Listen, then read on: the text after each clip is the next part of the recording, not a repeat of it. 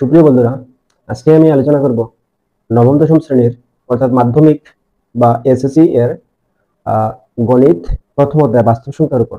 তো বাস্তব সংখ্যার অঙ্কগুলো বুঝতে হলে আসলে বাস্তব সংখ্যার উপর যে বেসিক আলোচনা আছে সেগুলোকে আগে বুঝতে হবে। তো এর জন্য আমি প্রথমে শুরু করব, অর্থাৎ গুণনীয়ক বা গুণিতক কি এটা সর্বপ্রথম বুঝতে হবে। ধরেন আমি 12 এর গুণনীয়ক কারা তাদেরকে বের করবো। তো 12কে ভাঙলে যাদেরকে পাওয়া যায় তারাই হচ্ছে 12 এর গুণনীয়ক। যেমন 1 পূরণ 12, 2 পূরণ 6, 3 পূরণ 4। এই 12কে ভাঙলে এই সংখ্যাগুলোই পাওয়া যায়, আর কোনো সংখ্যা পাওয়া যায় না। তাহলে এই 12 এর গুণনীয়ক হচ্ছে এই সংখ্যাগুলা। মানে কোনো সংখ্যাকে ভাঙলে যে সকল সংখ্যা পাওয়া যায় তাদেরকে হচ্ছে ওই সংখ্যার গুণনীয়ক বলে। তাহলে 12 এর গুণনীয়ক হচ্ছে এরা 1, 12, 2, 6, 3, 4 এরা হচ্ছে 12 এর গুণনীয়ক।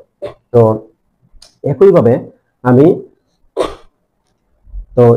আমি গুণিতক কারা, এই গুণিতকটা যদি বের করতে চাই তাহলে মানে গুণিতক কারা, যে সকল গুণিতক হচ্ছে, ধরেন আমি 3 এর গুণিতক বের করব।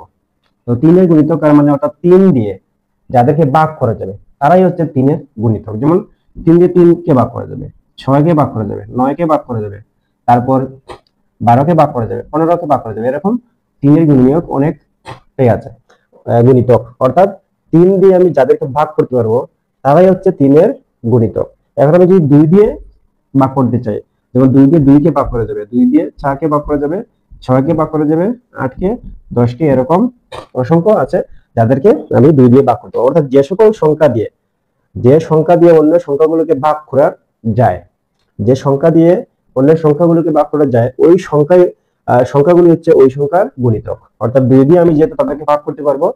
তবে হ্যাঁ, এখানে একটা জিনিস খেয়াল রাখতে হবে, গুণিতক বা গুণনীয়ক এরা সবসময় পূর্ণ সংখ্যা হতে হবে, কখনোই অপূর্ণ সংখ্যা হবে না। যেমন এখানে কিন্তু 12কে ভাঙলে এই সকল সংখ্যা পাওয়া যায়, সুতরাং 12 এর গুণনীয়ক হচ্ছে এরা। কিন্তু এখানে যদি আমি 12কে অর্থাৎ 5 ক্রস 2.4 দিই তাও 12 হয়, অর্থাৎ 5 এর সাথে 2.4 গুণ দিলেও 12 হয়। তবে তার কিন্তু এটা কিন্তু মানে 12 এর গুণনীয়ক হবে না, কারণ এখানে পূর্ণ সংখ্যা আসেনি, দুইটি পূর্ণ সংখ্যা আসতে হবে। অর্থাৎ এখানে একটা পূর্ণ সংখ্যা আসছে, একটা কিন্তু অপূর্ণ সংখ্যা আসছে। অপূর্ণ সংখ্যা বা দশমিক আসলে হবে না।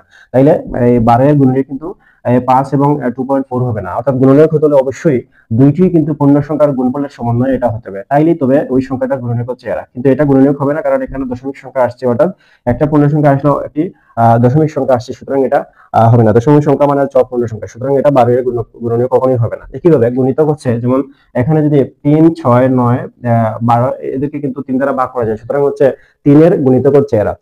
তাহলে কিন্তু 10 কি গুণিতক নয়, কারণ 10 কে যদি আমি 3 দ্বারা ভাগ দিই তাহলে 3.3333 এরকম মানে সংখ্যা আসবে, অর্থাৎ দশমিক আসবে। সুতরাং এটা যেহেতু অপূর্ণ সংখ্যা, সুতরাং এগুলো হবে না, অর্থাৎ নিঃশেষে বিভাজ্য হতে হবে। অর্থাৎ মানে আমি 3 এর গুণনীয়ক যদি বের করতে চাই, এটা 3 দ্বারা যাদেরকে ভাগ করলে নিঃশেষে বিভাজ্য হবে তারাই একমাত্র হচ্ছে 3 এর গুণিতক। একইভাবে হচ্ছে 2 এর গুণিতক হচ্ছে এভাবে 2, 4, 6 এগুলাকে 2 দ্বারা ভাগ করলে নিঃশেষে বিভাজ্য হয়, তাই এরা হচ্ছে 2 এর গুণিতক। কিন্তু একইভাবে যেমন আমি 5 কে যদি 2 দ্বারা ভাগ দেই তাও কিন্তু ভাগ হয়, ভাগ অবশ্যই হবে। ভাগ হলে বা 5 কে 2 দ্বারা ভাগ দিলে 2.50, অর্থাৎ এখানে দশমিক সংখ্যা আসছে, অর্থাৎ অপূর্ণ সংখ্যা আসলে হবে না, অর্থাৎ নিঃশেষে বিভাজ্য হতে হবে। অর্থাৎ যে সকল 2 এর গুণিতক বের করতে হলে যে সকল সংখ্যাকে 2 দ্বারা ভাগ দিলে একদম নিঃশেষে বিভাজ্য হয় এবং ভাগফলটা পূর্ণ সংখ্যা আসে, তাহলে তারাই হবে এই 2 এর গুণিতক।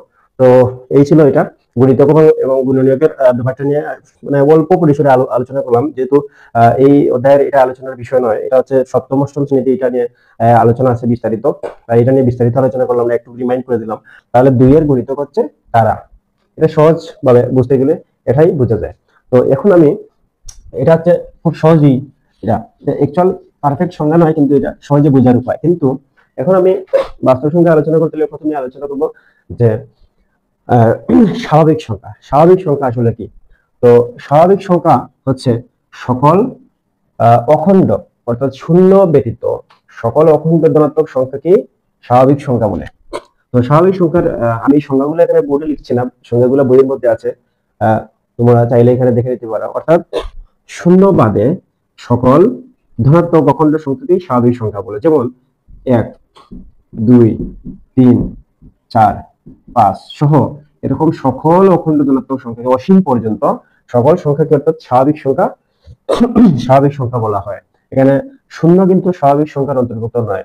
তাইলে আমি যদি এই সকল অখণ্ড ধনাত্মক সংখ্যা শূন্য বাদে 1 থেকে শুরু করি অসীম পর্যন্ত, এবং যদি স্বাভাবিক সংখ্যাকে n দ্বারা প্রকাশ করা হয়, তাহলে আমি স্বাভাবিক সংখ্যার সেট লিখতে পারি n সমান, অর্থাৎ 1 থেকে অসীম পর্যন্ত ধনাত্মক সংখ্যা, অর্থাৎ এটা হচ্ছে স্বাভাবিক সংখ্যার সেট। স্বাভাবিক সংখ্যা 1 থেকে শুরু হয়ে অসীম পর্যন্ত ধনাত্মক সংখ্যা হচ্ছে স্বাভাবিক সংখ্যা। এখানে এই স্বাভাবিক সংখ্যার মধ্যে মৌলিক সংখ্যা থাকতে পারে, যৌগিক সংখ্যা, পূর্ণ সংখ্যাই আছে। এবং আমি সংজ্ঞার মধ্যে যেহেতু বলছি সকল অখণ্ড ধনাত্মক সংখ্যা, তাহলে অখণ্ড বলতে কি বোঝায়? আমরা যদি অখণ্ড বলতে যদি ভগ্নাংশ ছাড়া, অর্থাৎ ভগ্নাংশ কোনো কিছু এক ধরনের ভগ্নাংশ বা দশমিক ছাড়া এই সংখ্যাগুলো, অর্থাৎ দশমিক আসবে না এবং ভগ্নাংশ এই বিষয়টা ছাড়া, অর্থাৎ পূর্ণ সংখ্যা হবে, এভাবে পূর্ণ সংখ্যা হবে 1 2 3 4, এভাবে পূর্ণ সংখ্যা হবে, কোনো দশমিক আসবে না বা ভগ্নাংশ আসবে না, এগুলো ছাড়া সকল ধনাত্মক সংখ্যাগুলোকে, অর্থাৎ 1 থেকে শুরু করে অসীম পর্যন্ত ধনাত্মক সংখ্যাকে স্বাভাবিক সংখ্যা বলে। এবং স্বাভাবিক সংখ্যাকে n দ্বারা প্রকাশ করা হয়। এই স্বাভাবিক সংখ্যার মধ্যে যৌগিক সংখ্যা আছে, মৌলিক সংখ্যা আছে, পূর্ণ সংখ্যা আছে। তো এই মুহূর্তে আমি স্বাভাবিক সংখ্যা আলোচনা করব। এখন আমি আলোচনা করব মৌলিক সংখ্যা নিয়ে। আসলে মৌলিক সংখ্যা কি? মৌলিক সংখ্যা হচ্ছে যে 1 এবং ওই সংখ্যা ব্যতীত যাদেরকে ভাঙা যায় না, তারাই হচ্ছে মৌলিক সংখ্যা। অর্থাৎ মৌলিক সংখ্যা হচ্ছে 1 এবং ওই সংখ্যা ব্যতীত যে সকল সংখ্যাকে ভাঙা যায় না, তারাই হচ্ছে মৌলিক সংখ্যা। যেমন মৌলিক সংখ্যা মানে প্রাইম নাম্বার। যদি আমি মৌলিক সংখ্যাকে p দ্বারা প্রকাশ করি, তাহলে এরকম একটা সেট আমি যদি কয়েকটা লিখি, যেমন 2, আমরা জানি 2 3, তারপর 5 7, তারপর হচ্ছে 11, এরকম সংখ্যাগুলো যাদেরকে ভাঙা যায় না। ভাঙা যায় না বলতে আসলে কি বোঝায়? ধরেন 2 মৌলিক সংখ্যা কেন? আমি কিন্তু 2 কে 2 এবং 1 ব্যতীত আর কোনো সংখ্যা দিয়ে তার কিন্তু গুণনীয়ক নেই। অর্থাৎ 2 এর 1 এবং ওই সংখ্যা, অর্থাৎ 2 ব্যতীত আর কোনো গুণনীয়ক নেই। অর্থাৎ 2 কে আর এই দুটো সংখ্যা ছাড়া, মানে সে নিজে এবং 1 ব্যতীত আর কোনো গুণনীয়ক পাওয়া যাবে না। তাহলে হচ্ছে 2 হচ্ছে মৌলিক সংখ্যা। আমার এখানে আমি 3 সেম, অর্থাৎ 3 কে ভাঙলে ওই 1 এবং 3ই লেখা যাবে, আর কোনো সংখ্যা দিয়ে মানে 3 কে ভাঙা যায় না। কিন্তু 4 কেন? 4 কেন মৌলিক সংখ্যা নয়? 4 কে আমি 1 গুণ 4 লিখতে পারি, আবার 2 গুণ 2 লিখতে পারি। অর্থাৎ এই 1 এবং ওই 4 ব্যতীত আরো কিন্তু, অর্থাৎ 2 এবং আরো দুইটা সংখ্যা দিয়ে কিন্তু এটাকে ভাঙা যায়। অর্থাৎ যে সকল সংখ্যাকে 1 ব্যতীত 1 ব্যতীত অন্য কোনো সংখ্যা দ্বারা ভাঙা যায় না, তারাই হচ্ছে মৌলিক সংখ্যা। যেমন 2 3, তারা 1 ব্যতীত এবং ওই সে নিজেও ছাড়া অন্য কোনো সংখ্যা দিয়ে আর ভাঙা যায় না, তার হচ্ছে মৌলিক সংখ্যা বলে। যেমন এখানে আমি 5 কেন মৌলিক সংখ্যা? 5 কেও 1 প্লাস 5, অর্থাৎ এটা ছাড়া, মানে 1 এর সাথে সে নিজেও গুণ ছাড়া অন্য কোনো সংখ্যা দ্বারা আর 5 কে ভাঙা যাবে না।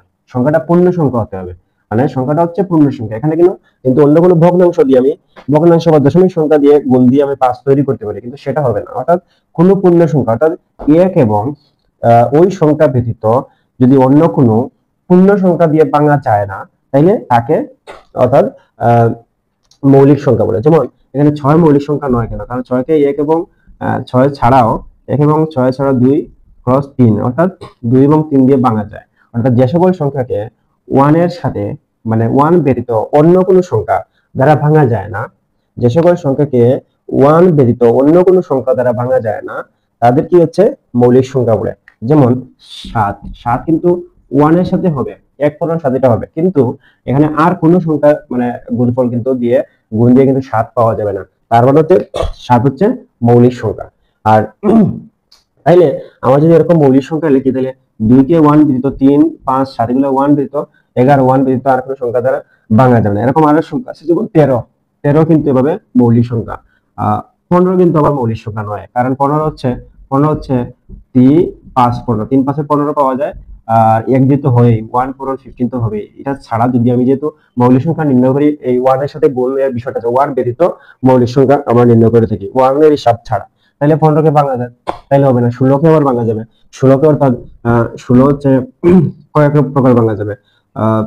2 পূরণ 8 হবে, তারপরে 4 পূরণ 4 হবে, অনেকভাবেই ভাঙা যায় 16 কে। তার মানে যে সকল সংখ্যাকে এভাবে ভাঙা যায় তারা হচ্ছে যৌগিক সংখ্যা, আর যে সকল সংখ্যাকে ভাঙা যায় না, 1 ব্যতীত অন্য কোনো সংখ্যা দ্বারা ভাঙা যায় না, তারাই হচ্ছে মৌলিক সংখ্যা। তাইলে এবং এই সংখ্যাগুলো হচ্ছে মৌলিক সংখ্যা। একইভাবে আমি যদি যৌগিক সংখ্যা লিখি এবং যৌগিক সংখ্যার কম্পাউন্ড নাম্বার লিখি এবং সেটাকে যদি সি দ্বারা প্রকাশ করি, তাইলে তার যদি সেট আমি লিখতে চাই, তাইলে এখানে হচ্ছে 4 হচ্ছে যৌগিক সংখ্যা। 4 কে ভাঙা যায়, 6 কে ভাঙা যায়, 8 কে ভাঙা যায়, তারপরে 9 কে ভাঙা যায়, কারণ 3 কোন 3 9, তাহলে 9 কে ভাঙা যায়, যেহেতু তাহলে 9 মৌলিক সংখ্যা, 9 হচ্ছে যৌগিক সংখ্যা। তাহলে 10 কে ভাঙা যাবে 5 দুগুণে 10, তারপরে 11 কে ভাঙা যায় না, 12 কে ভাঙা যায়, অর্থাৎ 6 দুগুণে 12, 3 4 12 ভাবে ভাঙা যায়।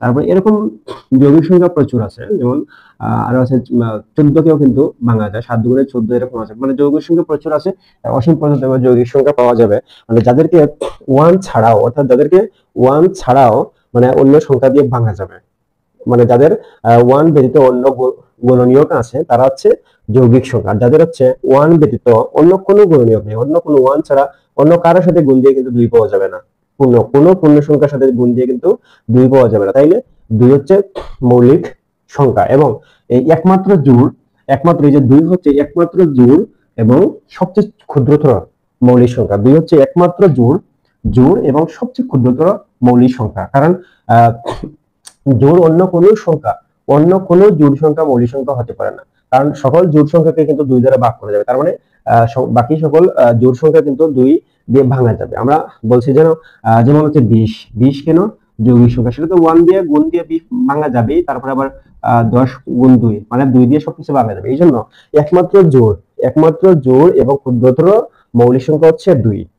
তাহলে এটা হচ্ছে মৌলিক সংখ্যা, এবং একই সাথে আমি যৌগিক সংখ্যাটাও কি বুঝিয়ে দিলাম। যৌগিক সংখ্যা হচ্ছে 1 ব্যতীত অন্য যে সকল সংখ্যা দ্বারা মানে এই সংখ্যাটাকে ভাঙা যায়, বা 1 ব্যতীত অন্য 1 এবং সে ছাড়াও অন্য কোনো সংখ্যা, যে সকল সংখ্যা মানে অনেক সংখ্যাই আছে যাদেরকে যারা হচ্ছে এই সংখ্যার গুণনীয়ক, অর্থাৎ 1 ব্যতীত অন্য অন্য যদি কোনো গুণনীয়ক থাকে তাহলে সে যৌগিক সংখ্যা, আর যদি না থাকে তাহলে সে হচ্ছে মৌলিক সংখ্যা। এখন পূর্ণ সংখ্যা কি? পূর্ণ সংখ্যা হচ্ছে শূন্য সহ সকল ধনাত্মক ও ঋণাত্মক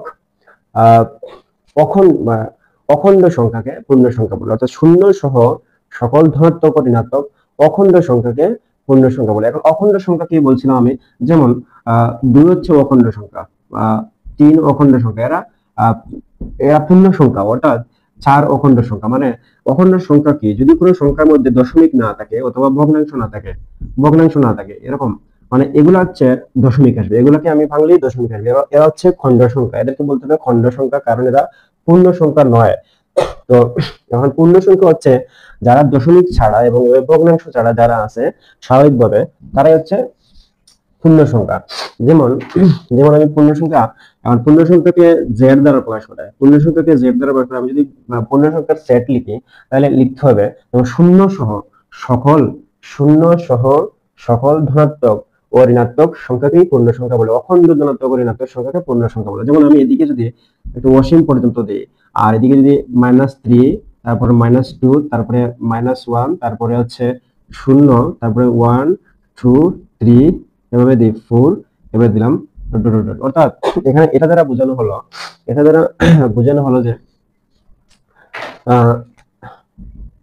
এই যে ডট দ্বারা বোঝানো হচ্ছে অসীম, অর্থাৎ মানে পূর্ণ সংখ্যার সংজ্ঞা মতে শূন্য সহ সকল ধনাত্মক ও ঋণাত্মক অখণ্ড সংখ্যাকেই পূর্ণ সংখ্যা বলে। তার মানে শূন্য পূর্ণ সংখ্যার মধ্যে অন্তর্ভুক্ত, মাইনাস দিকে দিয়ে মানে মাইনাস দিকে অসীম পর্যন্ত, তো -1 -2 -3 -4 -5 অসীম পর্যন্ত, ওইদিকেও +1 +2 +3 অসীম পর্যন্ত সংখ্যাগুলোকে পূর্ণ সংখ্যা বলে। অর্থাৎ পূর্ণ সংখ্যা হচ্ছে এভাবে কোনো দশমিক আসবে না, ভগ্নাংশ থাকবে না, হচ্ছে পূর্ণ সংখ্যা। এবং এই পূর্ণ সংখ্যার মধ্যে আমি যদি আরেকটু ভাগ করি, যেমন ধনাত্মক পূর্ণ সংখ্যা কি? ধনাত্মক পূর্ণ সংখ্যাকে আমরা জেড প্লাস দ্বারা প্রকাশ করি, অর্থাৎ জেড এর ডান পাশের নিচে এবং প্লাস দিয়ে এটা প্রকাশ করি, এবং এগুলো হচ্ছে ধনাত্মক পূর্ণ সংখ্যা। অর্থাৎ তাইলে আমি 1 2 3 4 5 মানে অর্থাৎ এরা হচ্ছে অসীম পর্যন্ত এভাবে ধনাত্মক পূর্ণ সংখ্যা। অর্থাৎ ধনাত্মক পূর্ণ সংখ্যার মধ্যে কিন্তু শূন্য আসবে না। একটা কথা বলা উচিত যে শূন্য ধনাত্মক নয়, ঋণাত্মক নয়। এই জন্য পূর্ণ সংখ্যার মধ্যে বলাই আছে যে শূন্য সহ সকল ধনাত্মক ও ঋণাত্মক সংখ্যা অখণ্ড সংখ্যাকে পূর্ণ সংখ্যা বলা হয়। আর যেহেতু এখানে আমি এখন ধনাত্মক পূর্ণ সংখ্যাকে আবার দুই ভাগে ভাগ বলছি, এই জন্য ধনাত্মক পূর্ণ সংখ্যা হচ্ছে মানে 1 থেকে ধনাত্মক দিকে অসীম পর্যন্ত। আবার ঋণাত্মক পূর্ণ সংখ্যাকে জেড মাইনাস দ্বারা প্রকাশ করা হয়, তারা হচ্ছে যেমন এখানে আমি যদি প্রথমে ডট ডট দিয়ে দিই, যেমন -3 -2 -1, তারপর হচ্ছে এখানে সর্বশেষ -1 পর্যন্তই হবে, অর্থাৎ যেহেতু পূর্ণ সংখ্যা, অর্থাৎ এদিকে হচ্ছে শূন্য ব্যতীত, শূন্য কিন্তু ঋণাত্মক সংখ্যা নয়, শূন্য ধনাত্মক সংখ্যা নয়, ঋণাত্মক সংখ্যা নয়, তাইলে ঋণাত্মক সংখ্যার, ঋণাত্মক পূর্ণ সংখ্যা কারা, এক থেকে, অর্থাৎ -1, -2, -3 এভাবে -4, -5 এভাবে ঋণাত্মক দিকে অসীম পর্যন্ত সকল অখণ্ড ঋণাত্মক সংখ্যাকে ঋণাত্মক পূর্ণ সংখ্যা বলে থাকে। তাইলে এখন যে বিষয়টা দাঁড়ালো, অর্থাৎ পূর্ণ সংখ্যা হচ্ছে শূন্য সহ সকল ধনাত্মক ও ঋণাত্মক অখণ্ড সংখ্যাকে পূর্ণ সংখ্যা, এই জন্য শূন্য থেকে এদিকে ঋণাত্মক দিকে অসীম পর্যন্ত, ধনাত্মক দিকে অসীম পর্যন্ত লিখা হয়েছে। এবং পূর্ণ সংখ্যাকে দুই ভাগে ভাগ করা যায়, যেমন ধনাত্মক পূর্ণ সংখ্যা, ধনাত্মক পূর্ণ সংখ্যা হচ্ছে এখানে শূন্য আসবে না, কারণ শূন্য ধনাত্মক কোনো ঋণাত্মক না, তাইলে এক থেকে শুরু হবে, যেহেতু পূর্ণ সংখ্যা এই জন্য এক থেকে শুরু হবে এবং অসীম পর্যন্ত এক থেকে ধনাত্মক অখণ্ড সংখ্যাগুলোকে পূর্ণ সংখ্যা বলা যায়। তারপর ঋণাত্মক পূর্ণ সংখ্যা হচ্ছে অর্থাৎ -1 থেকে অসীম পর্যন্ত, ঋণাত্মক দিকে অসীম পর্যন্ত সংখ্যাগুলোকে ঋণাত্মক পূর্ণ সংখ্যা বলা হয়ে থাকে। এখন এখানে পূর্ণ সংখ্যাকে আরেকটা প্রকাশ করা যায়, যেমন শূন্যকে তাহলে তো অন্তর্ভুক্ত করতে হবে, শূন্যকে কিভাবে অন্তর্ভুক্ত করা যায়, একটা হচ্ছে অঋণাত্মক পূর্ণ সংখ্যা, অঋণাত্মক পূর্ণ সংখ্যা, অঋণাত্মক পূর্ণ সংখ্যা, অঋণাত্মক পূর্ণ সংখ্যা, অঋণাত্মক পূর্ণ সংখ্যা একটা বিষয় আছে এবং তাকে থাকে তখন সময় এখানে আমরা শূন্য সহ অন্তর্ভুক্ত করবো। কারণ অঋণাত্মক বলতে এখানে যেহেতু অঋণাত্মক বলছে, আমরা জানি শূন্য কিন্তু ঋণাত্মক নয়, তাহলে অঋণাত্মক সংখ্যা, এই জন্য আমরা তখন সময় 0, 1, 2, 3 এবং অসীম পর্যন্ত আমরা তাকে লিখতে পারি। অর্থাৎ অঋণাত্মক পূর্ণ সংখ্যার মধ্যে যেহেতু 1, 2, 3 এগুলো ধনাত্মক সংখ্যা, এগুলো ঋণাত্মক নয়, তাইলে আমরা অঋণাত্মক সংখ্যার মধ্যে তাকে আমরা অন্তর্ভুক্ত করতেই পারি। তখন এখানে আমি শূন্য লিখতে পারি, কারণ শূন্য কিন্তু ঋণাত্মক সংখ্যা নয়, সেও কিন্তু অঋণাত্মক সংখ্যা, এই জন্য তখন একমাত্র আমরা শূন্যকে এখানে অন্তর্ভুক্ত করতে পারি। তাহলে আমরা পূর্ণ সংখ্যা নিয়ে আলোচনা করলাম।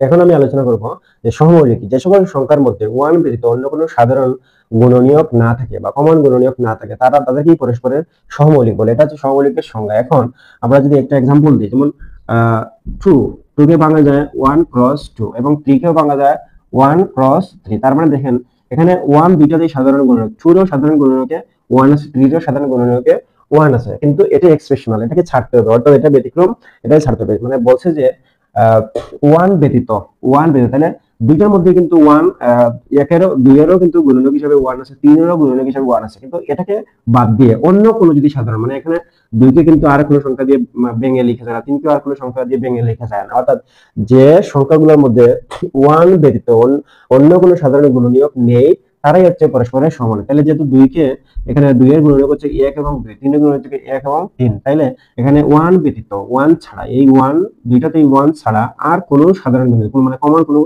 গুণনীয়ক নেই, এই জন্য 2 এবং 3 পরস্পরের হচ্ছে সমমৌলিক। এখন एग्जांपलेর দিক দিয়ে যদি আমি আবার বলি, যেমন 2 এবং 4 কি সমমৌলিক হতে পারে, দেখি। তাহলে 2 কে আমি লিখতে পারি 1 পূরণ 2 লিখতে পারি, আবার 4 কে লিখতে পারি 2 কে আর কোনো কিছু লিখা যায় না, 4 কে লিখতে পারি 1 × 4 লিখা যায়, তারপরে আবার 2 পূরণ 2 ও লিখা যায়। তাহলে দেখেন এখানে 1 ছাড়াও, এই দুইটাতেই 1 একটা গুণনীয়ক ছাড়াও, 2 এর গুণনীয়কে 1 এবং 4 এর গুণনীয়কে 1 আছে, এটা ছাড়াও আমরা কিন্তু 2 এর গুণনীয়কে 2 আছে, আবার 4 এর গুণনীয়কে 2 আছে। তার মানে এই আমাদের সংজ্ঞা মতে যে সকল সংখ্যার মধ্যে 1 ব্যতীত অন্য কোনো সাধারণ গুণনীয়ক নেই, তারাই হচ্ছে পরস্পরের সহমৌলিক। তাইলে আমার 2 এবং 4 কেন সমমৌলিক নয়, কারণ তাদের মধ্যে 1 ছাড়াও আরেকটা গুণনীয়ক আছে 2, মানে 2 কে বাংলা 2 পাওয়া যায়, 4 কে বাংলা 2 পাওয়া যায়, তার মানে 2 এরও গুণনীয়ক 2, 4 এরও গুণনীয়ক 2, তার মানে এই সাধারণ একটা কমন, সাধারণ শব্দের মানে হচ্ছে কমন, তাহলে এই দুইটার মধ্যে কমন একটা গুণনীয়ক আছে 2, তাইলে এই 2 এবং 4 পরস্পর সহমৌলিক নয়। এরকম একটা एग्जांपल আমরা দিতে পারি, যেমন যেমন 3, 1 × 3 লিখা যায়, আবার 3 কে আর কোনোভাবে ভাঙা যায় না। 9 ও কিন্তু যেমন 1 × 3, আবার 9 কে ভাঙা যায়, 1 × 9 লিখতে পারি, অর্থাৎ 9 কে লিখতে পারি 1 × 9, আবার 3 × 3 লিখতে পারি। তার মানে দেখেন 3 এর গুণনীয়কে 1 ছাড়াও 3 আছে এবং 9 এর গুণনীয়কে 1 ছাড়াও 3 আছে, অর্থাৎ তাহলে এই দুইটার মধ্যে সাধারণ গুণনীয়ক কিন্তু 3 আছে, অর্থাৎ 3 কে বাংলা 3 পাওয়া যায়, 9 কে বাংলা 3 পাওয়া যায়, তাইলে 3 এবং 9 পরস্পর সহমৌলিক নয়। অর্থাৎ আমাদের সংজ্ঞা মতে হচ্ছে 1 ছাড়া যদি অন্য কোনো সাধারণ গুণনীয়ক না থাকে, তারা হচ্ছে পরস্পরের সহমৌলিক। এখন এরকম আমরা एग्जांपल যদি দেখি, যেমন 4 এবং 9 পরস্পর সহমৌলিক হতে পারে কিভাবে, এখানে 1 × 4 লিখতে পারি, আবার 2 ক্রস 2 লিখতে পারি, আবার 9 কে লিখতে পারি 1 ক্রস 9 লিখতে পারি, আবার 3 ক্রস 3 লিখতে পারি। তাহলে একটা জিনিস দেখেন, এখানে দুইটাতে মানে 1 আছে, গুণনীয়ক হিসেবে দুইটারই গুণনীয়ক হিসেবে 1 আছে, কিন্তু 1 ব্যতীত আর কোনো সংখ্যার মিল নেই, অর্থাৎ কোনো গুণনীয়ক 4 এরও এমন কোনো গুণনীয়ক নেই যাতে 9 এর মধ্যে আছে, 9 এর কোনো তাই 4 এর মধ্যে আছে। তার মানে 4 এবং 9 পরস্পরের হচ্ছে সহমৌলিক। তাইলে এবারে আমরা আরো কয়েকটা एग्जांपल দিলে আরো ক্লিয়ার হয়ে যাবে। যেমন 5 এবং 15 পরস্পর সহমৌলিক কিনা। দেখি আমি 5 কে লিখতে পারি 1 পূরণ 5 লিখতে পারি, আর কোনোভাবে 5 কে ভাঙা যায় না, তাই এটা হচ্ছে মৌলিক সংখ্যা। আচ্ছা 15 কে লিখতে পারি 1 ক্রস 15, আবার লিখতে পারি 3 ক্রস 5 লিখতে পারি। তাহলে একটা জিনিস দেখেন, 5 এর গুণনীয়কের মধ্যে 5 আছে, আবার 15 এর গুণনীয়কের মধ্যে 5 আছে, তার মানে এই 5 এবং 15 এর মধ্যে সাধারণ গুণনীয়ক হিসেবে একটা সংখ্যা দেখা যাচ্ছে 5 আছে। তাইলে তারা পরস্পরের সহমৌলিক নয়, তারা হচ্ছে যেমন এই দুইটা সংখ্যার মধ্যে সাধারণ গুণনীয়ক আমরা যদি পেয়ে থাকি 1 ছাড়া অন্য কোনো সাধারণ গুণনীয়ক পেয়ে থাকি, তাহলে তারা পরস্পরের সহমৌলিক নয়। তাহলে এখন সহমৌলিক তারা আরো একটু যদি আমরা एग्जांपल দিয়ে দেখতে পারি, যেমন আমরা লিখতে পারি, যেমন 6 কে লিখতে পারি 1 ক্রস 6 লিখতে পারি, আবার লিখতে পারি 2 ক্রস 3 লিখতে পারি। আবার যদি আমি লিখতে পারি 11, যদি লিখি 11 হচ্ছে 1 ক্রস 11 ব্যতীত আর কোনো সংখ্যা লেখা যায় না। তার মানে 6 এর যে সকল গুণনীয়ক আছে 11 এর মধ্যে এই সকল মানে 1 ছাড়া আর কোনো গুণনীয়ক নেই। এই জন্য 6 এবং 11 কে পরস্পরের সহমৌলিক আমরা লিখতে পারি। আবার যদি আমরা 2 এবং 9 এর মধ্যে দেখি, তাহলে 2 হচ্ছে 1 ক্রস 2 লিখা যায়, আর কোনোভাবে লিখা যায় না। 9 কে 1 ক্রস 9 লিখা যায়, আবার 3 ক্রস 3 লিখা যায়। তার মানে এখানে কোনো 1 ব্যতীত আর কোনো সাধারণ গুণনীয়ক নেই, অর্থাৎ এখানে 1 আর 2 আছে, আর এখানে 1 9 3 3 আছে, অর্থাৎ 1 ছাড়া আর কোনোটার কোনো মিল নেই এটার সাথে। তাইলে 2 এবং 9, অর্থাৎ 2 এবং 9 পরস্পরের সহমৌলিক। মানে সহজভাবে বলতে গেলে সহমৌলিকটা কিন্তু ভালোভাবে বুঝালাম, এই জন্য যারা সহমৌলিকটা কোনো ভুল না হয়, অর্থাৎ যে সকল সংখ্যার গুণনীয়কের মধ্যে 1 ব্যতীত অন্য কোনো সাধারণ গুণনীয়ক নেই, মানে কমন গুণনীয়ক নেই, দুইটার মধ্যে আছে এমন কোনো সংখ্যা নেই গুণনীয়ক হিসাবে, তাহলে তারা পরস্পরের হচ্ছে সহমৌলিক। এখন আমি আলোচনা করব ভগ্নাংশ সংখ্যা। আসলে ভগ্নাংশ কি? যে সকল সংখ্যাকে পি বাই কিউ আকারে প্রকাশ করা যায়,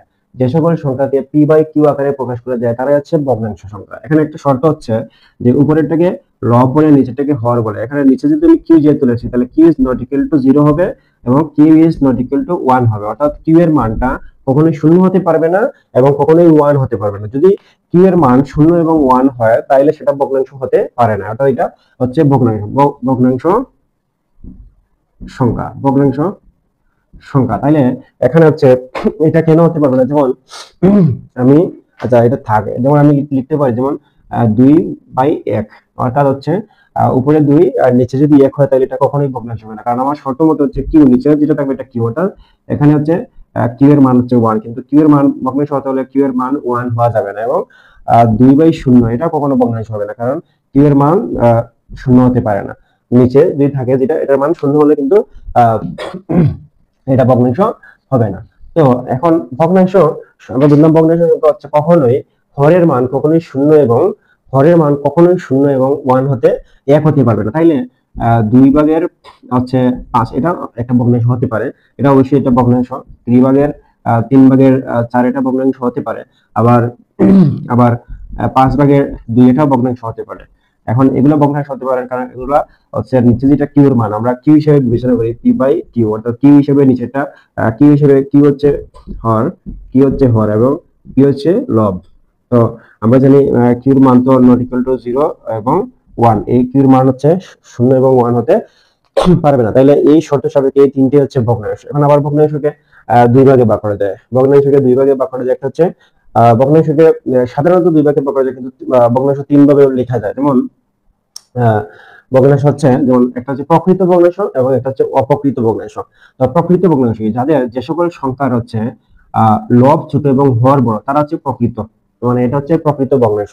অর্থাৎ যে সকল সংখ্যার পিটা কিউ থেকে ছোট, অর্থাৎ যে সকল সংখ্যার পির মানটা কিউ থেকে ছোট অথবা পি থেকে কিউ বড়, অর্থাৎ যে সকল সংখ্যার লব হচ্ছে ছোট এবং হর বড়, তারা হচ্ছে প্রকৃত ভগ্নাংশ। এবং অপ্রকৃত ভগ্নাংশ কারা?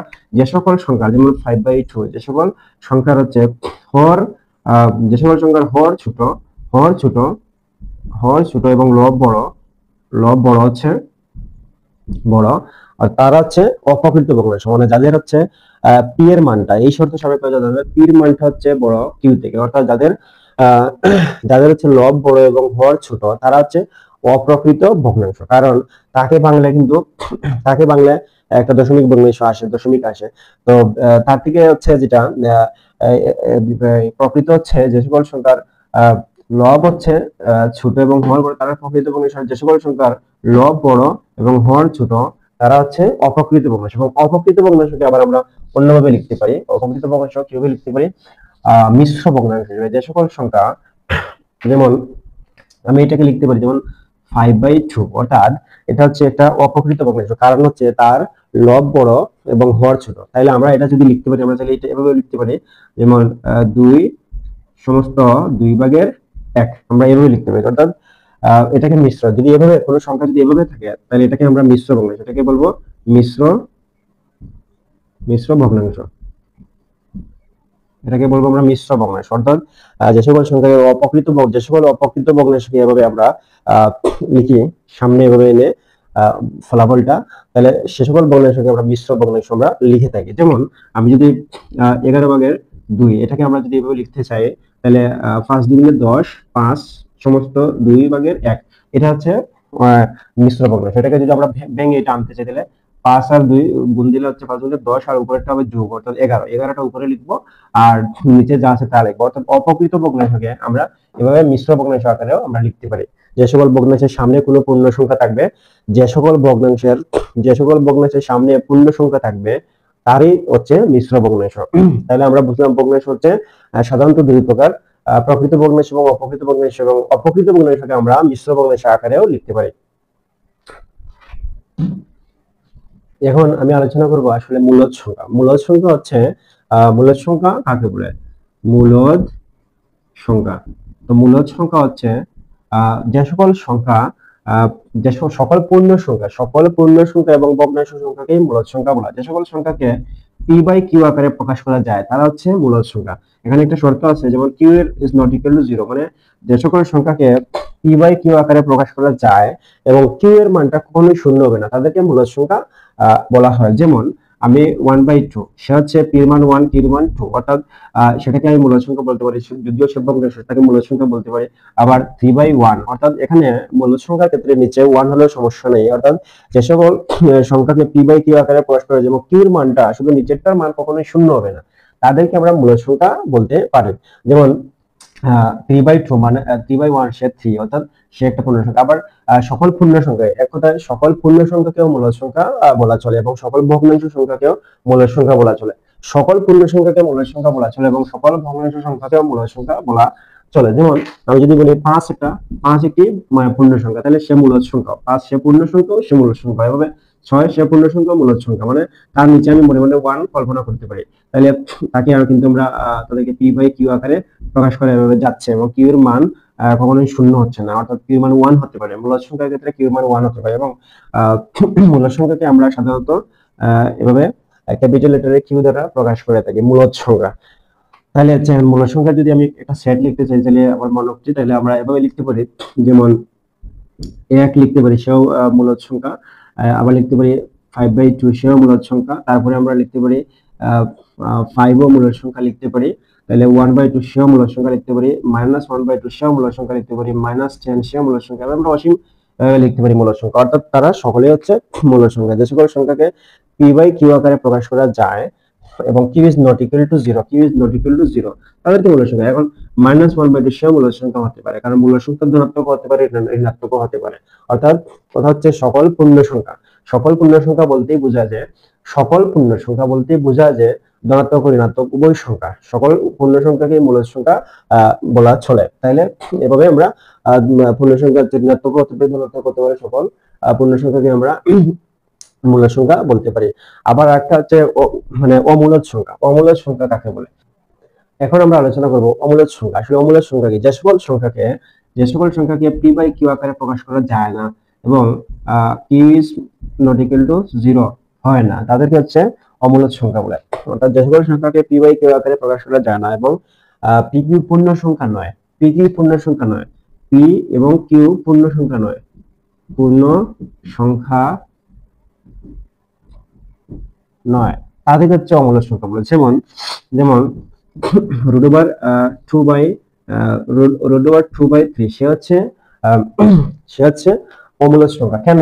কারণ আমরা জানি মূল সংখ্যা কাকে বলে, অর্থাৎ মূল সংখ্যা ব্যতীত বাকি সংখ্যাগুলোকে অমূল্য সংখ্যা বলে। যেমন মূল সংখ্যা হচ্ছে পি বাই কিউ আকারে প্রকাশ করা যায় এবং Q is not equal to 0 এবং পি কি অবশ্যই পি কি অবশ্যই পূর্ণ সংখ্যা হতে। মূল সংখ্যা শর্ত হচ্ছে Q is not equal to, অর্থাৎ হরটা শূন্য হওয়া যাবে না এবং পি এবং কিউ দুটি পূর্ণ সংখ্যা হতে হবে, তবেই সে মূল সংখ্যা। এছাড়া যদি পি এবং কিউ অপূর্ণ সংখ্যা মানে পূর্ণ সংখ্যা নয় বা অপূর্ণ সংখ্যা হয় এবং যাদেরকে পি বাই কিউ আকারে প্রকাশ করা যায় না তাদেরকে হচ্ছে অমূল্য সংখ্যা। তাহলে এটাকে কিন্তু পি বাই কিউ আকারে প্রকাশ করে গেছে, অর্থাৎ পি বাই কিউ আমরা বলতে পারি, কিন্তু এখানে পি এবং কিউ দুটি কিন্তু পূর্ণ সংখ্যা নয়। যেমন কিউ পূর্ণ সংখ্যা হলেও পি কিন্তু পূর্ণ সংখ্যা নয়। পি এর মান হচ্ছে রুট ওভার 2, অর্থাৎ রুট ওভার 2 এর মান হচ্ছে 1.41 এভাবে সামথিং চলে আসছে, অর্থাৎ সে অসীম পর্যন্ত হয়ে যাবে। তাহলে সে পূর্ণ সংখ্যা নয় এবং সে কখনো ভগ্নাংশ হতে পারে না, কারণ রুট ওভার 2 এর মান হচ্ছে অসীম। অসীম তাকে কখনোই ভগ্নাংশ আকারে প্রকাশ করা যায় না, তাহলে রুট ওভার 2 পূর্ণ সংখ্যা নয়। তো আমরা মূল সংখ্যা হতে হলে পি বাই কিউ ওখানে প্রকাশ করা যেতে হবে, যেটা এটা গেছে, কিন্তু পি ও কিউ দুটি পূর্ণ সংখ্যা হতে হবে, কিন্তু এখানে কিউ পূর্ণ সংখ্যা হলে পি পূর্ণ সংখ্যা না, তাহলে সে মূল সংখ্যার শর্ত পূরণ করে নেয়, এই জন্য সে অমূল সংখ্যা। অর্থাৎ যে সকল সংখ্যাকে পি বাই কিউ আকারে প্রকাশ করা গেলেও পি এবং কিউ দুটিই পূর্ণ সংখ্যা হয় না, অথবা যে কোনো একটি পূর্ণ সংখ্যা না, তারা অমূল সংখ্যা।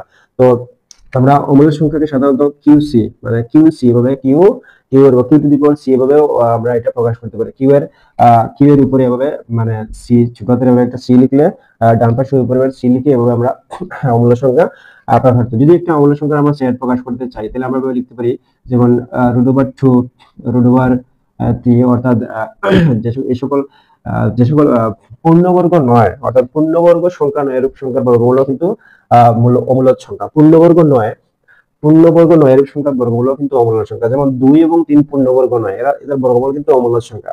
আবার রুট ওভার 5 এর আছে। আবার ধরুন 2.102, তারপরে 5, 6, 9 এভাবে মানে অসীম, এই সংখ্যাগুলো কিন্তু তারা হচ্ছে এভাবে অমূল সংখ্যা, কারণ এই সকল অসীম সংখ্যাগুলোকে ভগ্নাংশ আকারে প্রকাশ করা যায় না। আমরা জানি যে সকল সংখ্যাকে ভগ্নাংশ আকারে প্রকাশ করা যায় তারা হচ্ছে মূল সংখ্যা। যেহেতু যেহেতু এই অসীম সংখ্যাগুলোকে আসলে ভগ্নাংশ আকারে প্রকাশ করা যায় না, তাহলে তারা হচ্ছে অমূল সংখ্যা। তাহলে আমরা অমূল সংখ্যা এভাবে লিখতে পারি। এবং পূর্ণবর্গ সংখ্যা আসলে পূর্ণবর্গটা কি, পূর্ণবর্গ সংখ্যা এবং পূর্ণবর্গ সংখ্যা নয় এগুলা কি আসলে আমরা বুঝি। অর্থাৎ যে সকল সংখ্যার বর্গমূল যে সকল সংখ্যার বর্গমূল একটি পূর্ণ সংখ্যা তাদেরকে পূর্ণ সংখ্যা বলে। যেমন 4 এর বর্গমূল কিন্তু 2, অর্থাৎ তাইলে 4 একটা পূর্ণ সংখ্যা, 4 হচ্ছে পূর্ণ সংখ্যা, 4 পূর্ণ সংখ্যা।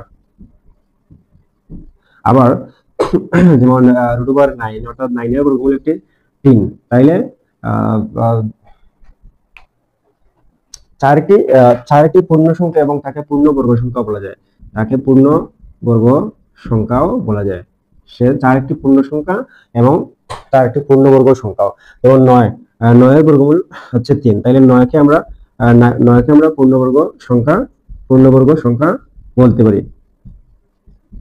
অর্থাৎ যে সকল সংখ্যার বর্গমূল একটি পূর্ণ সংখ্যা, অর্থাৎ যেমন এই 2 এবং এই 3, অর্থাৎ 4 এর বর্গমূল হচ্ছে 2 এবং 9 এর বর্গমূল হচ্ছে 3, তাইলে কথা হচ্ছে যে 4 এর বর্গমূল 2 সেও পূর্ণ সংখ্যা, 9 এর বর্গমূল 3 সেও পূর্ণ সংখ্যা। এই জন্য মানে 9 এবং 4 কে পূর্ণবর্গ সংখ্যা বলে। অর্থাৎ এভাবে আমরা 16 কেও পূর্ণবর্গ সংখ্যা বলতে পারি, কারণ 16 এর বর্গমূল হচ্ছে 4, অর্থাৎ 4 একটা পূর্ণ সংখ্যা, তাহলে 16 কে আমরা পূর্ণবর্গ সংখ্যা বলতে পারি। আবার রুট ওভার 25 এর বর্গমূল কিন্তু 5, তার মানে 5 একটি পূর্ণ সংখ্যা, তাহলে আমরা 25 কে পূর্ণবর্গ সংখ্যা বলতে পারি। অথবা কোন সংখ্যার বর্গকে তাকে বর্গকে পূর্ণ সংখ্যা বলা। যেমন 5 এর বর্গ হচ্ছে 25, তাহলে 25 একটি পূর্ণবর্গ সংখ্যা, কারণ 25 এর বর্গমূল হবে 5।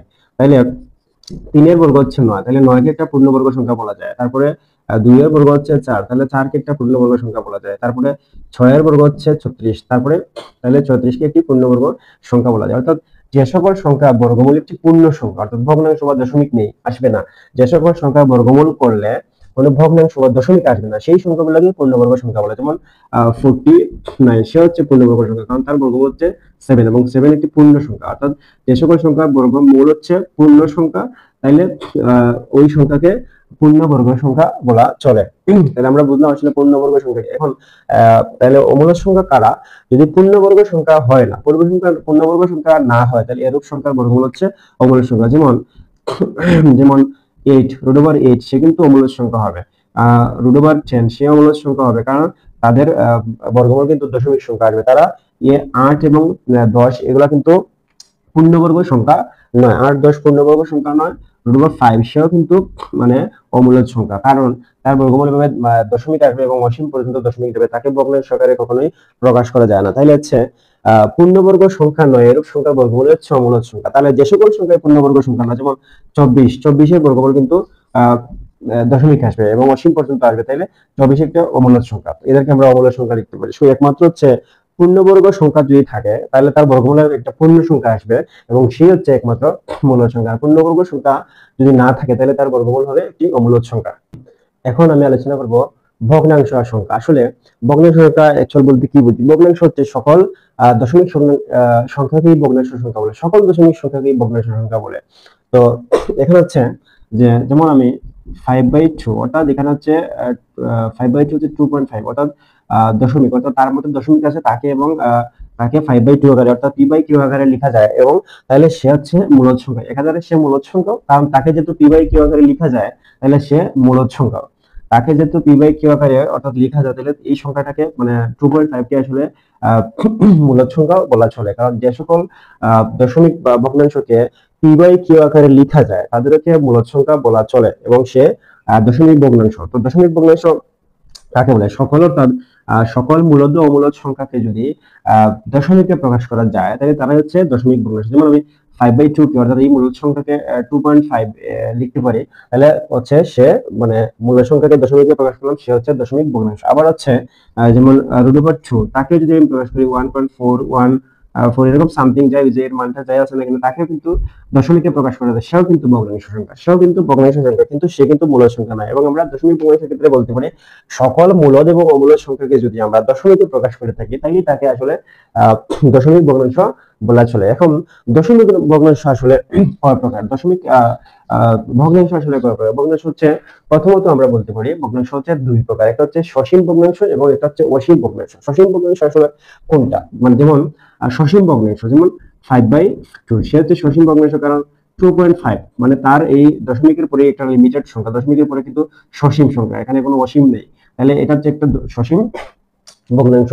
অর্থাৎ যে সকল সংখ্যাকে দশমিকে প্রকাশ করে দশমিকের পরে একটা নির্দিষ্ট সংখ্যা পর্যন্ত আসে, এরপরে আসে না, তাহলে সে হচ্ছে সসীম দশমিক ভগ্নাংশ। এবং অসীম দশমিক ভগ্নাংশ কি? যেমন অসীম ভগ্নাংশ যেমন 10/3 তাকে যদি আমি প্রকাশ করি 3.3333 এভাবে অসীম পর্যন্ত আসবে, তাকে হচ্ছে অসীম দশমিক ভগ্নাংশ বলে। তাহলে আমরা ভগ্নাংশকে দুই ভাগে ভাগ করতে পারি, একটা হচ্ছে সসীম অর্থাৎ দশমিকের পরে যে সকল ভগ্নাংশকে বা দশমিকে প্রকাশ করলে তাদের দশমিকের পরে একটা নির্দিষ্ট সংখ্যা পর্যন্ত আসবে, তাহলে তারা হচ্ছে সসীম দশমিক ভগ্নাংশ। এবং যে সকল সংখ্যাকে ভগ্নাংশকে দশমিকে প্রকাশ করলে বা যে সকল দশমিক সংখ্যা আসলে অসীম পর্যন্ত হবে, দশমিকের পরে অসীম পর্যন্ত হবে বিস্তৃত, তারা হচ্ছে অসীম দশমিক ভগ্নাংশ। এখন অসীম দশমিক ভগ্নাংশকে দুই ভাগে ভাগ করা যায়, একটা হচ্ছে যে আবৃত সংখ্যা এবং একটা হচ্ছে অনাবৃত সংখ্যা। আবৃত সংখ্যা কি? আমরা যদি এই সংখ্যাটাকে, এটা হচ্ছে অসীম দশমিক ভগ্নাংশ, এবং এই সংখ্যাকে যদি আমরা আবৃত করতে চাই, তাহলে 3 পরে হচ্ছে বারবার 3 আসছে, এবং এই 3 একটা 3 উপরে যদি একটি টিপ দিয়ে দেই বা ফুটো দিয়ে দেই, তাহলে হচ্ছে মানে বোঝা যাচ্ছে যে এই পয়েন্টের কারণে বোঝা যাচ্ছে যে এখানে অসংখ্য বার হচ্ছে অসীম পর্যন্ত 3 আছে, এটা বোঝা যায়। তাহলে আমরা যেহেতু বারবার 3 আসছে, এভাবে এটাকে যদি একটা ফুটো দিয়ে এখানে বা পয়েন্ট দিয়ে আবৃত করে দিই, এই জন্য এটাকে আবৃত দশমিক ভগ্নাংশ বলা চলে, কারণ যেহেতু এই সংখ্যাটা বারবার আসছে, এখানে একটা সংখ্যা করতে পারি। তো এইভাবে যদি অন্য সংখ্যা হয়, যেমন এখন যদি কোনো সংখ্যা এরকম আসে যে যেমন 2.12345912671 এরকম আসে, মানে কোন সংখ্যা ফ্রিকোয়েন্টলি অর্থাৎ কোন সংখ্যা পুনরাবৃত্তি হচ্ছে না, অর্থাৎ কোন সংখ্যা পুনরাবৃত্তি হচ্ছে না, তাহলে তাকে আমরা এভাবে আবৃত করতে পারি না, তাহলে তারা হচ্ছে অনাবৃত, অর্থাৎ তাদেরকে আবৃত করা যাবে না কখনোই, তাদেরকে এভাবে অসীম পর্যন্ত আসবে, বারবার আসবে। যেমন আমরা পাইয়ের মান, অর্থাৎ পাইয়ের মান 3.1416 এভাবে কিন্তু বারবার বিভিন্ন মান আসে, যেটাকে আমরা কখনোই আবৃত করতে পারি না। তাই হচ্ছে পাই একটি হচ্ছে আহ, অসীম অসীম দশমিক ভগ্নাংশ এবং অনাবৃত অনাবৃত তাই হচ্ছে এগুলো তো সবই হচ্ছে এটা অসীম দশমিক ভগ্নাংশ, এটা অসীম দশমিক ভগ্নাংশ, কিন্তু কথা হচ্ছে তাদেরকে অসীম যে সকল অসীম দশমিক ভগ্নাংশ কিভাবে আবৃত করা যায় তাকে আবৃত অসীম দশমিক ভগ্নাংশ বলে, এবং যে সকল সংখ্যা কিভাবে আবৃত করা যায় না অর্থাৎ বিভিন্ন সংখ্যা আসে এখানে এটাকে আবৃত করা যায় না, তাকে অনাবৃত অসীম দশমিক ভগ্নাংশ বলে থাকে। তো এর চেয়ে আমি যদি একটা এক্সাম্পল দিই, যেমন আমরা সসীম সংখ্যা তো বুঝলাম, যেমন সে হচ্ছে যেমন এখানে যদি আমি 3.0 লিখি তাহলে সে তাকে বলতে হবে সে সসীম সসীম দশমিক ভগ্নাংশ, দশমিকের উপর একটা জিরো সে লিমিটেড, মানে সে হচ্ছে সসীম দশমিক ভগ্নাংশ। এবং অসীম দশমিক ভগ্নাংশের ক্ষেত্রে যদি আমরা আরো লিখতে চাই তাহলে লিখতে পারি যেমন 22/7, 22/7, এবং সেভাবে এটাকে ভাগ দিলে অসংখ্য মান আসবে। সে হচ্ছে অসীম সে হচ্ছে অসীম দশমিক ভগ্নাংশ, এবং তাকে যে মানটি আসবে না কেন তাকে কিন্তু আবৃত করা যাবে না, তাহলে তাকে অনাবৃত অসীম দশমিক ভগ্নাংশ বলে। আর যারা যায় তাদেরকে বলা হবে যে আবৃত দশমিক ভগ্নাংশ, এবং যাদেরকে আবৃত করা যায় না তাদেরকে বলা হবে অসীম বা অনাবৃত অসীম দশমিক ভগ্নাংশ। এখন আমি আলোচনা করবো যে বাস্তব সংখ্যা। আসলে আমরা অনেক আলোচনাই করলাম এই অধ্যায়ের মধ্যে, এবং বাস্তব সংখ্যা নিয়ে আলোচনা করব।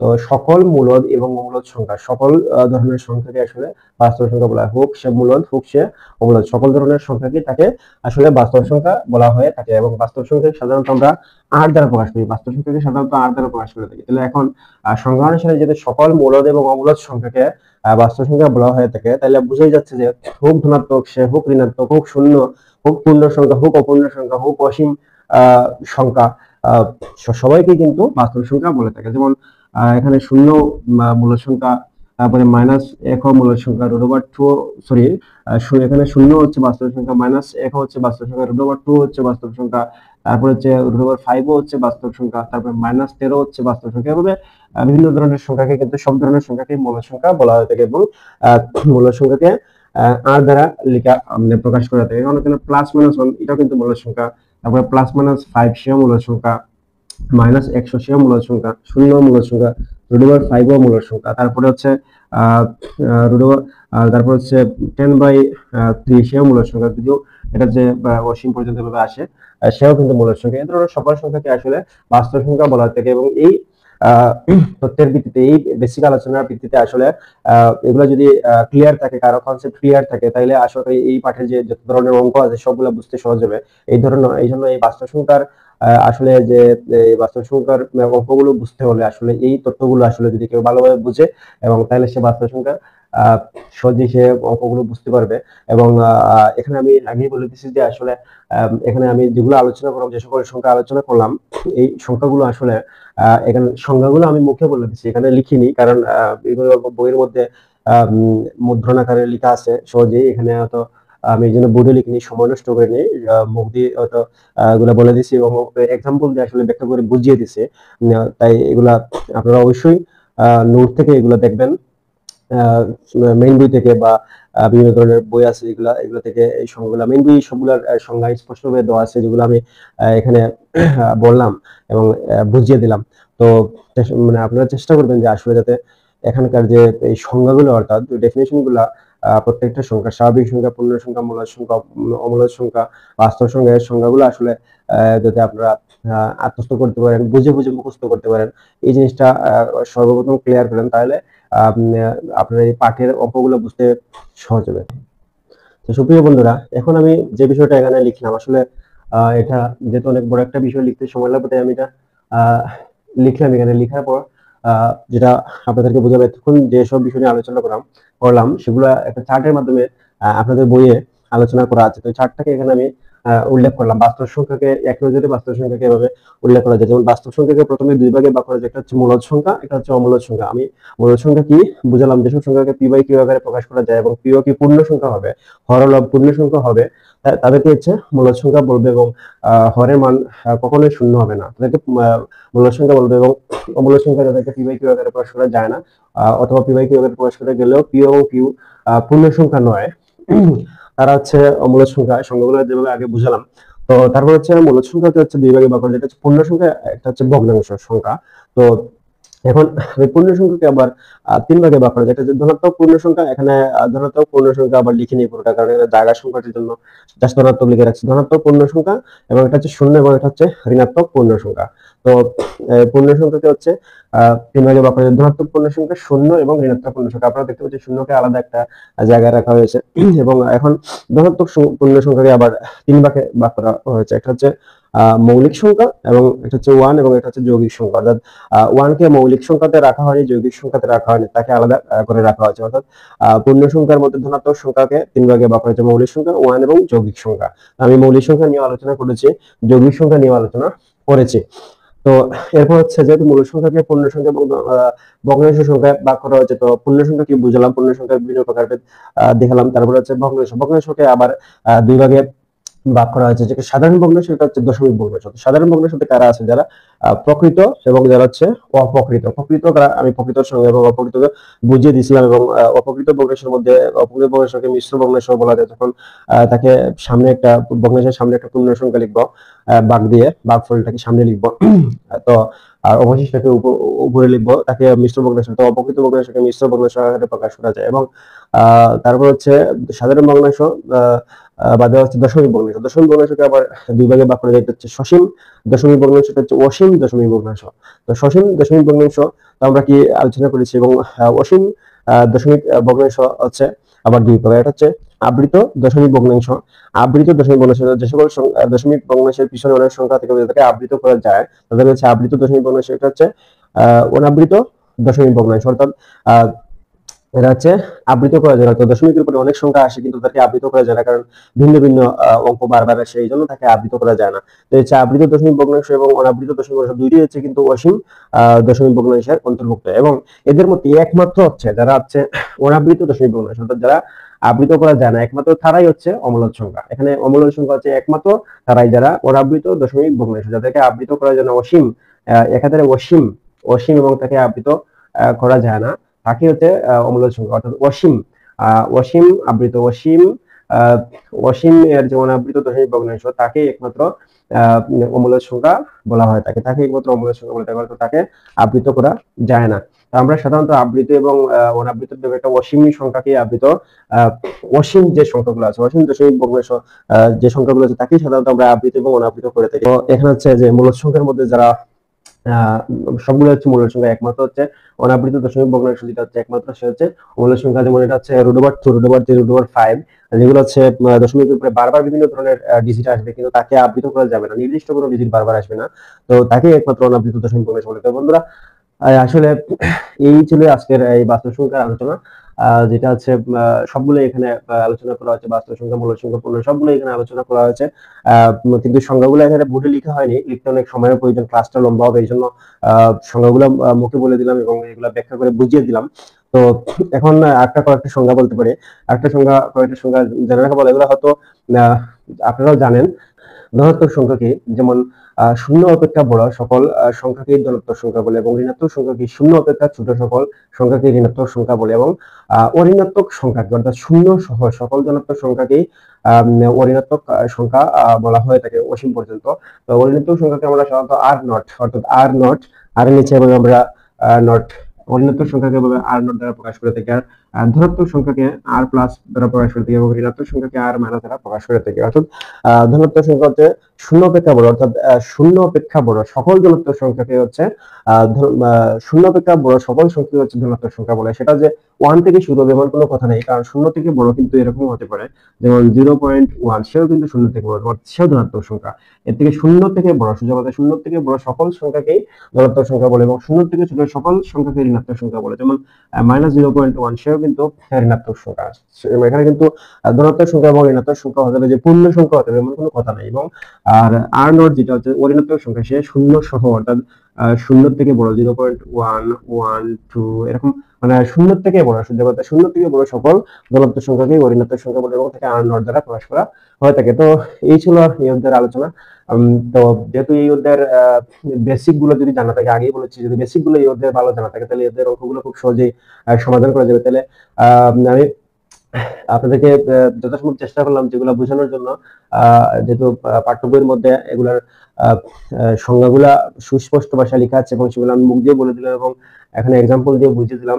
তো আপনারা চেষ্টা করবেন যে এগুলা আসলে উদাহরণের সাথে এবং বইয়ের সাথে মিলিয়ে পড়ার জন্য, বইকে সামনে রেখে ক্লাসটি দেখলে আশা করি উপকৃত হবে। তো সকলকে ধন্যবাদ, পরবর্তী ক্লাস দেখার আমন্ত্রণ রইল।